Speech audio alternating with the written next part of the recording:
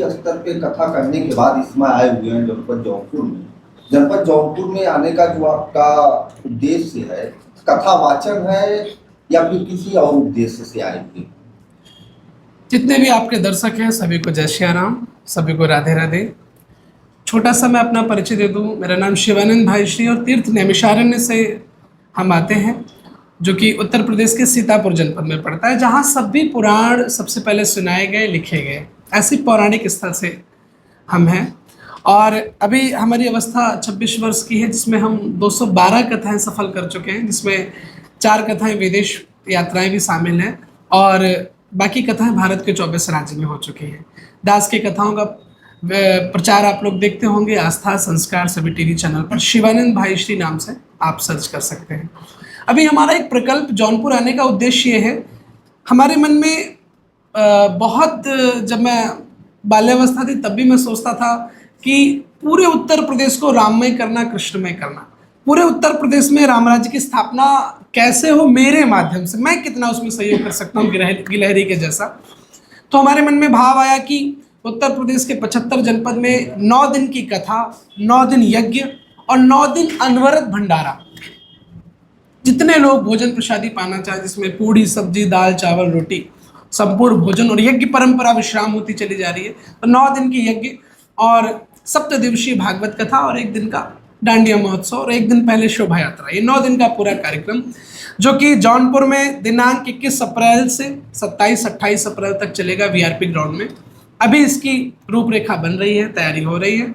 इस उद्देश्य से जौनपुर में हमारा आना हुआ है और इस पूरे कार्यक्रम के आयोजक श्री हनुमान जी महाराज रहते हैं। 10,000 लोगों के बैठने की व्यवस्था की जाती है इस कार्यक्रम में, उनके भोजन की व्यवस्था की जाती है, उनके सुंदर गर्मी ना लगे इसलिए बहुत प्रकार से उसको वातानुकूलित किया जाता है जिस प्रकार से हो सकता है। तो ऐसी सुंदर दिव्य और भव्य, जिसमें 10 से 15,000 कार्ड, जैसे श्री राम मंदिर में चावल अक्षत बटे थे, ऐसे हम घर घर में कार्ड हमारे बच्चे जाते हैं, दे के आते हैं ताकि आप कथा सुनने आए, निमंत्रित किया जाता है। तो इस तरीके की कथाएं होती हैं, जो कि इसके पहले भदोही जनपद आपके पहले आप वहाँ पर कथा हुई, काफ़ी आनंद आया, सब पूरे शहर को जोड़ करके। तो आयोजक हनुमान जी हैं। अब इसी उद्देश्य से हम आए हुए हैं जौनपुर। तो ये जो कथा आपकी 21 अप्रैल से शुरू होती है, तो इसके लिए क्या आपकी पूरी टीम पूरे जनपद में कार्ड बांटने का कार्य और लोगों को आमंत्रित करने का कार्य करेगी या फिर मीडिया के माध्यम से ही? दोनों माध्यम हम करेंगे। हमारे जो टीम है वो घर घर भी जाएगी सबको, और यहाँ से भी आप, अगर आप तक कार्ड ना पहुँच पाए तो आप ये वीडियो देख रहे हैं तो हम आपको आमंत्रित करते हैं। 20 अप्रैल को बहुत सुंदर वाहनों के द्वारा शोभा यात्रा निकाली जाएगी और 21 अप्रैल से श्रीमद् भागवत कथा प्रारंभ होगी। कृष्ण जी के वास्तविक जीवन का मूल्यांकन भागवत कथा से निकलता है। कृष्ण जी का नाम आते ही लोगों के, कई युवाओं के मन में भाव आ जाता है, उन्होंने तो महाराज किया, कपड़े चुराए, पर ये कथा 7 साल के कृष्ण को कपड़े चुराते तो आपने नोटिस किया, पर 16 वर्ष के कृष्ण को द्रौपदी के कपड़े बचाते नोटिस नहीं किया। तो ये कथा भगवान कृष्ण के वास्तविक जीवन से आपका परिचय कराएगी। भगवान कृष्ण इतने बड़े ब्रह्मचारी हैं। आप देखिए, महाराज करते हैं, एक कमरे के अंदर कोई साधु अपने आप को बंद करके ब्रह्मचारी बने, ये छोटी बात है, पर 1000 गोपियों के बीच में रहने के बाद भी जो योगी बना रहे, वो सबसे बड़ी बात है। तो भगवान कृष्ण का वो जीवन है, वो प्रकट होगा भागवत कथा से। तो सबसे पहले आपको सोशल मीडिया के माध्यम से भी हम आमंत्रित करते हैं, आप लोग जुड़े, चूंकि ये कार्यक्रम आप सबका है, आयोजक हनुमान जी महाराज है, आप ही के माध्यम से होना है। सुंदर ये कार्यक्रम, आपके घर इन्विटेशन कार्ड भी पहुंचेगा, उससे पहले हमारी वाणी के द्वारा आपको आमंत्रण है जी। अभी जो है धर्म के प्रति और कथा, इन सब चीजों के प्रति तमाम राजनीति वगैरह हो रही है, इस कारण लोग जो धार्मिक हैं भी वह भी ऐसे आयोजनों में जाना पहुंचना थोड़ा कम पसंद करते हैं। तो मनुष्य के जीवन में कथाओं का और खास करके धार्मिक कथाओं का क्या महत्व होता है, उससे वह किस तरह से लाभान्वित होंगे? देखिए, राजनीति जब धर्म नीति पर हावी होती है तो वो धर्म नीति सफल नहीं होती, लेकिन धर्म नीति के नीचे जब राजनीति काम करती है, राजनीति भी सफल होती है और धर्म नीति का भी आकलन बड़ा रहता है। रही बात कथा से हमें क्या मिलता है, कथा सबसे बड़ी बात है, हमारे चरित्र का निर्माण करती है। आज घर में आपके फ्रिज है किस लिए है? आपका आटा ना खराब हो, जो आपके सब्जी ना फल ना खराब हो, आपने फ्रिज ले ली। घर में बहुत सारी मशीनें आपने ऐसी लगाई जिससे कोई दूध ना खराब हो, आपने फ्रिज ले ली। बहुत सी चीजें, गाड़ी की सेफ्टी के लिए आपने कवर ले लिया। हर चीज के खराब होने से बचने का यंत्र है, लेकिन मनुष्य जीवन का चरित्र खराब ना हो इसका यंत्र क्या है? तो उसका यंत्र है कथाएं। कथा आपको डॉक्टर, इंजीनियर, एक्टर नहीं बनाती, कथा आपका कैरेक्टर बनाती है। आप सोचिए आपकी बाल्यावस्था कैसी होनी चाहिए, भगवान कृष्ण से सीखिए।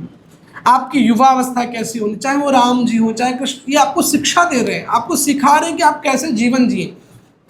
जीवन में धर्म किसे कहते हैं, धार्मिक होने से पहले ये समझना है। धर्म का मतलब कई लोग समझते हैं टीका लगा लेना, कई लोगों को लगता है बड़ी पगड़ी या टोपी, तो ये सब धर्म के प्रतीक चिन्ह है। मुस्लिम धर्म के अलग है, हिंदू धर्म के अलग है।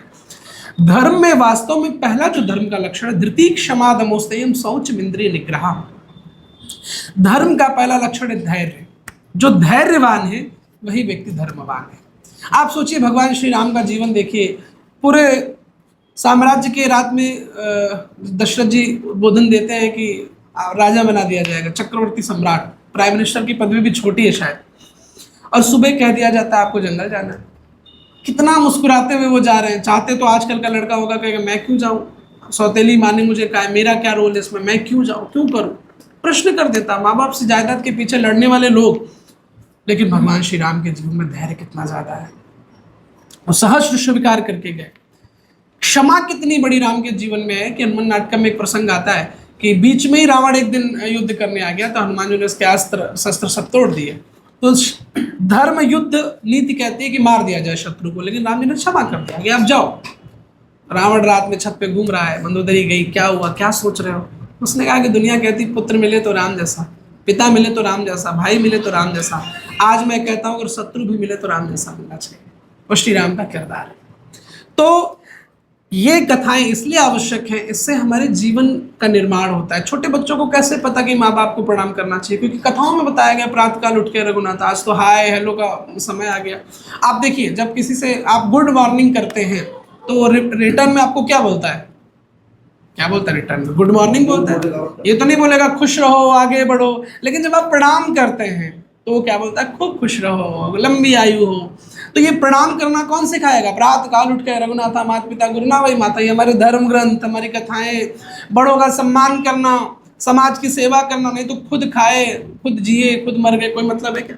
वो व्यक्ति मुर्दा है जो समाज की सेवा ना करे। अंगद रावण संवाद में 14 प्रकार के लोग मुर्दे बताए गए। तो कथा से चरित्र निर्माण, समाज निर्माण, राजनीति का भी निर्माण होता है। राजनीतिक लोगों को मैं बता दूं, महाराज दशरथ जिस समय मंच पे वो अपने सिंहासन पे बैठे हैं तो एक बार शीशा देखते हैं, रामचरितमानस में लिखा। तो एक विदेशी व्यक्ति ने मजाक उड़ा दिया, क्या राजा इतना पागल है कि सिंहासन पर बैठकर, विधानसभा में बैठकर के शीशा देख रहा है? नहीं, महाराज दशरथ जब किसी आप बड़े पद पर होते हैं तो आप चाटुकारों से घिरे होते हैं। हाँ जी जी जी जी हुजूर करने वाले, आपको अपनी कमियां नजर नहीं आती। दर्पण का तात्पर्य है कि आपको बड़े पद पर बैठने के बाद स्वयं का आकलन स्वयं करना होगा। आपको अपनी कमियां, अपने दोष स्वयं देखने होंगे। तो कथाओं से सामाजिक निर्माण, राजनीतिक निर्माण, चरित्र निर्माण, ऐसा कोई चीज नहीं है इस पृथ्वी पर जो कथाओं से ना जुड़ी हो। जीवन कैसे जिए, अगर ये आ गया तो आप नॉलेजफुल पर्सन है, आप ज्ञानी, आप पंडित हैं। आप कितनी सारी पढ़ाई इसलिए तो करते हैं कि जीवन कैसे जिया जाए। तो जीवन का निर्माण कथा कराती है, और जीवन निर्माण आपने सीख लिया तो फिर दुनिया में कुछ सीखने योग्य नहीं। अच्छा।